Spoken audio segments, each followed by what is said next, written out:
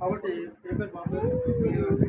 Oliver గ్రేస్కి దేవుడు మరి సంవత్సరం మరి నూతన దయా కిరీటాన్ని ఇచ్చినాడు, నూతన సంవత్సరం ఇచ్చినాడు. గత సంవత్సరంలో కాపాడి మరొక నూతన సంవత్సరం ఇచ్చినాడు కనుక దేవుని ఏం చేయాలా, స్థుతించాలా, ఆరాధించాలా, కనపరచాలి.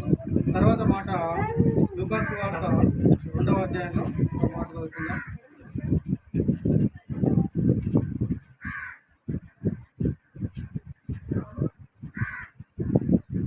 లూకాసు వార్త 2వ అధ్యాయంలో మరి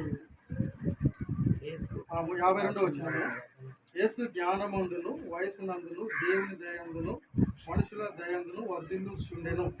కాబట్టి ఈ చిన్న కుమార్తె కూడా మరి యేసుకు ఏ రీతిగా ఈ లోకంలో వర్ధిల్లుతూ వచ్చినాడో, జ్ఞానమందు వయసునందు దేవుని దయందు మనుషుల దయందు యేసుప్రభు వర్ధిల్లిన లాగున ఈ చిన్న కుమార్తె కూడా మరి దేవుడు అన్ని విషయాల్లో మరి వర్ధిల్ల చేసి